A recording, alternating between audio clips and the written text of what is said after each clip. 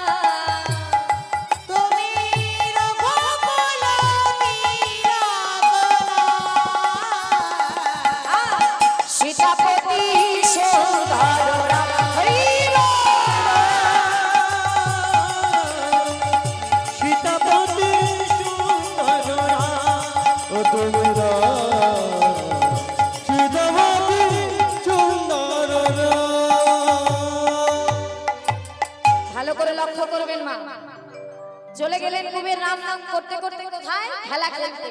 সে তো বনে চলে গেল। আর এদিকে পদ্মাবতী ঘরে গৃহকর্মে ব্যস্ত, তার মা। আর হঠাৎ করে কাজ করতে করতে কিছু সময় পরে কে যেন বাইরে থেকে ডেকে উঠলো, মা। পদ্মাবতীকে বাইরে থেকে ডাকছে, মা ও মা, মা। পদ্মাবতী ভাবছে কি হলো, এক্ষুনি তো আমার ছেলে খেলতে গেল, এর মধ্যে চলে এলো। দেখেছো পাগল ছেলের কাণ্ড, ওই যে আমি ওকে বলেছি তাড়াতাড়ি চলে আসবি, তাই বলে এত তাড়াতাড়ি চলে আসলো। তাড়াতাড়ি করে ছেলে এসেছে বলে আনন্দে ঘর থেকে বাইরে গেছে। কিন্তু বাইরে গিয়ে কি দেখছে মা, বাইরে গিয়ে তাকে দেখছি তো আমার ছেলে নয়, এ তো আমার কুবের নয়। কে তুমি? গিয়ে দেখছেন একজন নিষ্কিঞ্চন মৌলবেশধারী এক বৈষ্ণবের আগমন হয়েছে। আর গৃহমাঝে যদি বৈষ্ণব ঠাকুরের আগমন হয় মা, তাতে কি আনন্দ কি হয়? কি আছে দিকে এত অমৃত সুধা, এটা অন্তরে পান করো মা। জয় নেতা। কি দেখছি, কি বললেন মা? বলছি বৈষ্ণব ঠাকুর এসেছে গৃহমাঝের সামনে, তাহলে তার আনন্দ কি আর ধরে মা? বৈষ্ণব দেখে সে বড় আনন্দিত, ভেবেছে ছেলে এসেছে, কিন্তু দেখছে না এটা একটা বৈষ্ণব। সঙ্গে সঙ্গে তার চরণে প্রণাম করে বলছে, বৈষ্ণব ঠাকুর বাবা, এই প্রভাতে বৈষ্ণবের আগমন, আজ আমার জীবনটাই ধন্য হয়ে গেল। এসে ঠাকুর তাড়াতাড়ি হারাই পণ্ডিত আর পদ্মাবতী বৈষ্ণব ঠাকুরকে নিয়ে ঘরে চলে গেলেন। আর যেই ঘরের মধ্যে গেলেন, তার চরণ ধোয়াই যা ছিল তাই দিয়ে তাকে সেবা করালেন। সেবা করানোর পর বলছে, মা তাহলে এবার তোমরাও সেবা করে নাও। পদ্মাবতী বলছে, না ঠাকুর, আসলে আমার একটা ছোট্ট সন্তান আছে, ওর নাম কুবের, ও তো খেলতে গেছে, খেলা সেরে এলেই আমরা একসঙ্গে 3 জনা সেবা করব। সন্তান ঘরে না আসলে মায়ের খেতে ইচ্ছা করে না। ওই বলতে বলতে মা বৈষ্ণবের সঙ্গে কথা বলতে বলতে এদিকে ওই কুবের ছুটতে ছুটতে আসছে। সন্ধ্যাকাল আগত রাম নাম গাইতে গাইতে, রাম সীতাপতি সুন্দর রাম, সীতাপতি সুন্দর রাম, তুমি রাম রাম নাম গাইতে গাইতে সীতা, যেই সীতা বলেছে মা, পুরো গানটুকু আর করতে পারলেন না।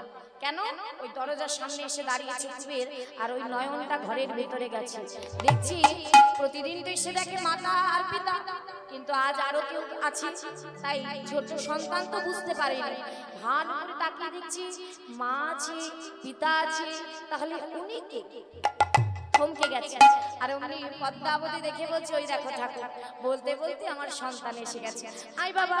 আর অমনি কুবের এসে মাকে জড়িয়ে ধরেছে। মাকে জড়িয়ে ধরে বলছে, মা, ও মা, আঙ্গুলে হেলন করে বৈষ্ণবের দিকে বলছে, মা উনি কে মা?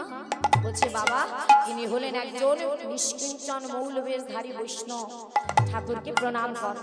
আর যেই প্রণাম করতে গেল মা কি করলেন? বৈষ্ণব ঠাকুর চরণ দুখানি সরিয়ে নিলেন। ভালো করে লক্ষ্য করবে, এগুলি শুনলেই পরবর্তীতে বোঝা যাবে। কি করলেন? বৈষ্ণব ঠাকুর চরণটা সরায় নিলেন। আর দুজনে ওই বৈষ্ণব আর কুবের এমন ভাবে দুজন দুজনকে দেখছে, না জানি কত জনম জনমে তাদের চেনা। একদিন দুদিন নয়, যুগ যুগ ধরে চেনা। কিন্তু মা বাবাকে বুঝতে দিলেন না। কি করলেন? চরণ সরায় নিলেন, প্রণাম, আর তার মাথায় হাত দিয়ে বললেন, থাক থাক, কৃষ্ণ পদে যেন মতি গতি হয়। হয়ে গেল। এইবার বলছে, ঠাকুর তাহলে আমাদের তো সেবা হয়ে গেছে, তাহলে তোমার বদনে একটু কৃষ্ণ নাম শুনবো। আর বৈষ্ণব ঘরে এলে দেখবেন, প্রকৃত ভক্ত হলে কি হয় মা? ভক্ত বৈষ্ণব এক স্থানে হলে আর কথা বলে না, সংসারের কথা বলে না, অন্তরেও আনে না, জানে তাতে অপরাধ আছে। তারা কি করে? বসে এক স্থানে কৃষ্ণ নাম করে। কারণ এ জগতের যত কথা সব কথা কুকথা। বললেন কথা তো সেটাই মধুর যার মধ্যে আছে দুটি শব্দ, কৃষ্ণ রাধা, রাধা কৃষ্ণ। এই যে শব্দ, এই শব্দই হলো মধুর। তাহলে কি করলেন? বৈষ্ণব ঠাকুর আর তিনজনা মিলে এক স্থানে বসে 3 দিন 3 রাত্রি অতিবাহিত হয়ে গেল, কিচ্ছু জানে না, হরিনামে মগ্ন হয়ে গেলেন। 3 দিন 3 রাত্রি এক স্থানে বসে ভগবানের নাম করতে লাগলেন। 3 দিনের পরে যেই প্রভাত হলো, 3 রাত্রির পরে বৈষ্ণব আর ঘরে থাকবে না। এইবার পদ্মাবতীর কাছে এসে বলছে, মা, ও মা, এবার আমাকে অনুমতি দাও, আমাকে যে যেতে হবে। অমনি পদ্মাবতী বলছে, সে কি ঠাকুর, এত তাড়াতাড়ি চলে যাবে? এই তো তুমি এলে, আর কিছুদিন থেকে যাও না। তুমি আমার ঘরে ছিলে, আমার ঘরটা আলো হয়েছিল। ও ঠাকুর, আর কিছুদিন থেকে গেলে হয় না? না না মা, আমি যে নিষ্কিঞ্চন বৈষ্ণব, আমার যে 3 দিনের বেশি, 3 রাত্রির বেশি কোনো ঘরে থাকার অনুমতি নেই। ও ঠিক আছে। তখন মা বলল, তাহলে এক কাজ করি, তুমি একটু অপেক্ষা করো, আমি ঘর থেকে আসছি। এই বলে মা কি করেছে? মা ছুটতে ছুটতে ঘরে গেছে। ছুটতে ছুটতে ঘরে গিয়ে বলছে যে, কারণ সে তো জানে যে বৈষ্ণব সেবা দিলে কিছু দক্ষিণা দিতে হবে, কিছু দক্ষিণা দান না করলে বৈষ্ণব সেবা হবে না, হ্যাঁ, পূর্ণ হবে না। তাই বলছে, ঠাকুর তুমি একটু অপেক্ষা করো, আমি আসছি। এই বলে ঘরে গিয়ে একটা স্বর্ণ মুদ্রা পেয়েছে। হয়তো হারাই পণ্ডিত কোথাও ভিক্ষা করতে গিয়ে ওই মুদ্রাটা পেয়েছিল, সেই মুদ্রাটা যত্ন করে পদ্মাবতী রেখে দিয়েছিল। তাই সেই মুদ্রাটা ঘর থেকে বার করে এনে আজকে বৈষ্ণবের হাতে তুলে দিচ্ছে, এই নাও ঠাকুর, এটা নিয়ে যাও। আর যেই দিয়েছে মা, বৈষ্ণব হাতে দেখছি স্বর্ণ মুদ্রা, অমনি বলছে, না না মা, এ তো আমি নিতে পারবো না মা। কেন? ও মা, তুমি যে ভুলে যাচ্ছ আমি যে বৈষ্ণব, আর বৈষ্ণবের কামিনী কাঞ্চনে যে লোক করতে নেই। মা তুমি আমাকে ক্ষমা করো, এটা আমি নিতে পারবো না। ও ঠিক আছে, তাহলে কিছু তো তোমাকে নিতে হবে, তাহলে যে আমার বৈষ্ণব সেবার কোনো ফল হবে না, আমার সন্তানের আশীর্বাদটা পূর্ণ ফল পাবে না। বেশ ঠিক আছে মা, সুযোগটা পেয়েছে দেখে বলছে, মা তাহলে আজ আমি যা চাইবো তুমি দেবে? বলছে, ঠিক আছে ঠাকুর, তুমি চেয়ে নাও, তুমি যা চাইবে আমি তোমাকে তাই দেবো, যদি আমার কাছে থাকে আমি অবশ্যই দেব। তখন বৈষ্ণব বলছে, দেখো মা, এখন বলছো, পরে যেন না করো না। মাকে বেঁধে ফেললেন, মা পরে যেন না বলো না। ঠিক আছে ঠাকুর, আমার কাছে যদি থাকে আমি তোমাকে দেব দেব দেব। বললেন, ঠিক আছে মা। অমনি বৈষ্ণব আঁচল পেতে চেয়ে বসলেন, মা দাও তো।